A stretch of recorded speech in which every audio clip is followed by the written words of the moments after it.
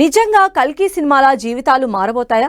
భూమిపై జనావాసం తగ్గి కాంప్లెక్స్ల్లోకి నివాసాలు చేరినట్లు కాలుష్య నగరాలు, గ్రామాల నుంచి సేఫ్ జోన్ సిటీలకు మాస్ మైగ్రేషన్ పెరగబోతోందా? అవును, వచ్చే 25 ఏళ్లలో క్లైమేట్లో మార్పులు భయపెట్టబోతున్నాయి. దేశంలోని ఉత్తరాది రాష్ట్రాలు నివాసానికి కష్టంగా మారబోతున్నాయి. హైదరాబాద్, బెంగళూరు, పూణే లాంటి నగరాలకు వలసల భయం పట్టుకోబోతోంది. ఇంతకీ దక్షిణాది దిక్కునే పరిస్థితి ఎందుకు ఇలా రాబోతోంది? దానికి కారణమేంటి?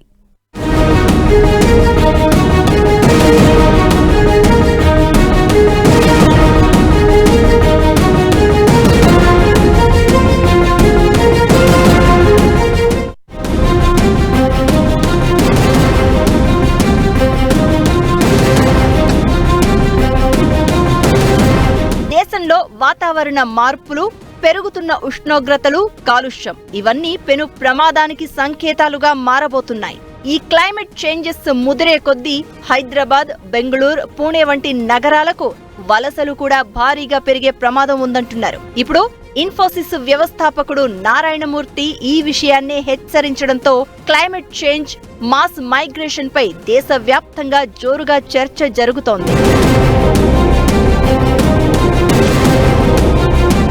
నానాటికి గ్లోబల్ వార్మింగ్ పెరుగుతోంది. తీవ్ర ప్రకృతి విపత్తులు, ఉష్ణోగ్రతల్లో పెరుగుదల, కాలుష్యం కోరలు చాస్తోంది. దేశంలో గ్రామాలతో పోల్చితే నగరాలపై వీటి ప్రభావం విపరీతంగా ఉంది. దీంతో ప్రాణాలను కాపాడుకునేందుకు సౌకర్యవంతమైన జీవితం కోసం డేంజర్ జోన్ నుంచి సేఫ్ జోన్కు జనాభా వలసలు వెళ్లే అవకాశం ఉందని పర్యావరణవేత్తలు, మేధావులు అంచనా వేస్తున్నారు. ఇన్ఫోసిస్ నారాయణమూర్తి కామెంట్సే ఇందుకు నిదర్శనం. పూణేలో ఓ కార్యక్రమంలో పాల్గొన్న నారాయణమూర్తి చేసిన కామెంట్స్ అంత ఈజీగా తీసుకునేవి కాదని నిపుణులు భావిస్తున్నారు. దీనిపై దేశవ్యాప్తంగా కూడా చర్చ జరగాల్సిన అవసరం ఉందని అంటున్నారు.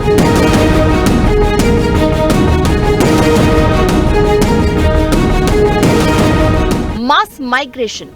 దసరాకు సొంతూళ్లకు వెళ్తాం, సంక్రాంతికి ఊరెళ్లి సెలబ్రేషన్స్ చేసుకుని నగరం చేరుకుంటాం.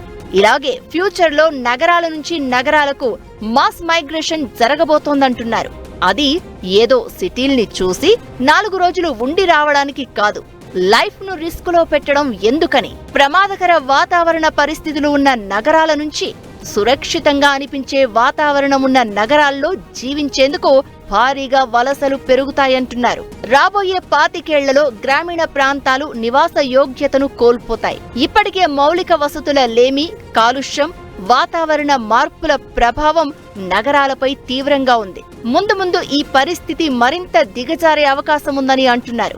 ఢిల్లీలో వాయు కాలుష్యం రోజురోజుకి కలవర పెడుతోంది. పంజాబ్, హర్యానా రాష్ట్రాల్లో కూడా వాయు కాలుష్యం పెరుగుతూ వస్తోంది. దీంతో హస్తినపై ఈ ప్రభావం దారుణంగా పడుతోంది. ప్రజలు ఈ పరిస్థితుల నుంచి బయటపడే మార్గాల కోసం అన్వేషిస్తున్నారు. ఉద్యోగులు, వ్యాపారులు, సామాన్యులు కూడా చూసి ప్రాణాల్ని రిస్క్ లో పెట్టడం ఎందుకని భావిస్తున్నారు. హైదరాబాద్, బెంగళూరు, పూణే లాంటి నగరాలకు మెల్లగా వలసలు పెరిగే అవకాశాలుంటాయని అంటున్నారు. దీంతో ఈ నగరాలపై తీవ్రమైన ఒత్తిడి పెరిగే ఛాన్స్ ఉంది. ప్రకృతి విపత్తులు తట్టుకోలేని ప్రాంతాల నుంచి లక్షల కొద్దీ జనాభా ఇలాంటి నగరాలకు వలస వెళ్లే అవకాశం ఉందన్న అంచనాలు ఇప్పుడు భవిష్యత్తును భయపెడుతున్నాయి. ఒక ఎండ్లెస్ మైగ్రేషన్ అయితే జరుగుతుంది. చాలా సిటీస్ 1 కోటి జనాభా, 50 లక్షల జనాభా దాటిపోయినాయి. ఈ మైగ్రేషన్తో అవకాశాలు ఉంటాయి, ప్రజలకి లైవ్లీహుడ్స్ ఉంటాయి, health and education. At the same time other dimension is environmental degradation, తర్వాత sustainability, a huge impact and stress on resources. ఆ చుట్టుపక్కల ఉన్న వనరుల పైన, సుదూర ప్రాంతాలపైన, ఆ రీజియన్లోని సుదూర ప్రాంతాల ఇంటర్లాండ్స్ మీద కూడా ఇంపాక్ట్స్ ఉంటాయి. ఇదే జరిగితే హైదరాబాద్, బెంగళూరు, పూణే లాంటి నగరాల్లో జనాభా విపరీతంగా పెరిగే అవకాశం ఉంటుంది. వారికి తగిన మౌలిక వసతులు, వనరుల కల్పన ప్రభుత్వాలకు తలకు మించిన భారమే అవుతుంది. దీనికి తోడు ట్రాఫిక్ సమస్యలు, పర్యావరణ కాలుష్యం, ఇతర అనర్థాలకు కూడా ఈ వలసలు కారణమవుతాయనేది నిపుణుల అంచనా. ఇప్పటికే బెంగళూరు ట్రాఫిక్ సమస్యతో కొట్టుమిట్టాడుతోంది. ముంబై లాంటి నగరాలు కూడా కాలుష్యం, ట్రాఫిక్ సమస్యలతో సతమతమవుతున్నాయి. హైదరాబాద్ ఈ నగరాలతో పోల్చితే కొంత బెటర్, కానీ ఇప్పుడు భాగ్యనగరానికి కూడా వలసల ముప్పు పెరిగే ఛాన్స్ ఉందంటున్నారు. వీటికి అడ్డుకట్ట పడకపోతే నగరాలపై పెను భారంతో పాటు ఇవి కూడా కాలుష్యానికి కేరాఫ్ గా వాతావరణ మార్పులు, ఉష్ణోగ్రతల్లో పెరుగుదలలతో భవిష్యత్తులో తీవ్రమైన ఇబ్బందులు పడక తప్పని పరిస్థితి.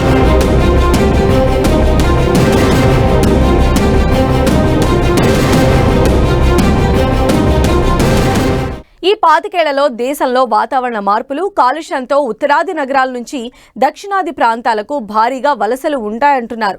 మరి దీన్ని ఎలా అరికట్టాలి? ప్రభుత్వాలు తీసుకోవాల్సిన చర్యలేంటి? పర్యావరణాన్ని గాలికొదిలేస్తే విధ్వంసం తప్పదా? ఎవరు దీనికి బాధ్యులు?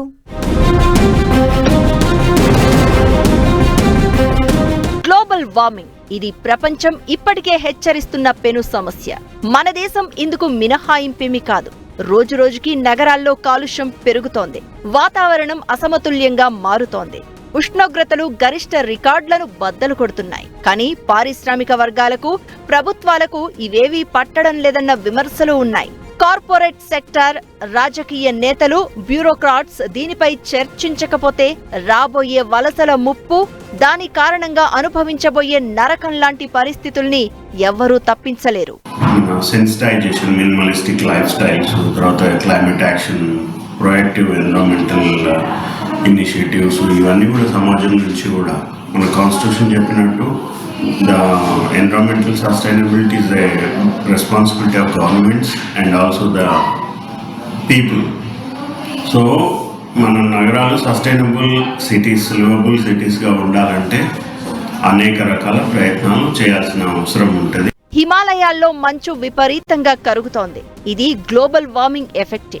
ఢిల్లీ, పంజాబ్, హర్యానాలో గాలి నాణ్యత దిగజారుతోంది. ఇది దేశంలో మారుతున్న పర్యావరణ పరిస్థితులకు అద్దం పడుతున్న అంశం. ఉష్ణోగ్రతల పెరుగుదల, కాలుష్యంతో ప్రజలు జీవించడానికే వీలు కాని సిచ్యువేషన్స్ రాబోతున్నాయని నిపుణులు అంచనా వేస్తున్నారు. ఇప్పటికే ఢిల్లీలో తగ్గుతున్న గాలి నాణ్యత, పెరుగుతున్న కాలుష్యంతో శ్వాసకోశ సమస్యలు, ఊపిరితిత్తులు, గుండె, కంటి సమస్యలు పెరుగుతున్నాయి. చిన్నపిల్లలు, వృద్ధులపై దీని ప్రభావం అధికంగా ఉంది. చాలా మంది సామాన్యులు ఢిల్లీని వదిలి గ్రామాల బాట పడుతున్నారని చెప్తున్నారు. కానీ నగర జీవితానికి అలవాటు పడ్డ ఉద్యోగులు, వ్యాపారులకు గ్రామాలకు వలసలు వెళ్లడం సాధ్యం కాదు. దీంతో సురక్షిత నగరాలనే ఎంచుకుంటున్నారు. అలా వారికి హైదరాబాద్, బెంగళూరు, పూణే లాంటి నగరాలు సేఫ్ సిటీలుగా కనబడుతున్నాయి. ఈ సవాళ్లను ఎదుర్కొని వచ్చే 25 ఏళ్లలో వాతావరణంలో మార్పులను అంచనా వేసి పరిష్కార మార్గాల్ని కనుక్కోవాలనేది నిపుణుల సూచన. ఇప్పుడు మొదలు పెట్టిన 2030 నాటికి ఎంతో కొంత బెటర్మెంట్ ఉండొచ్చని అంటున్నారు.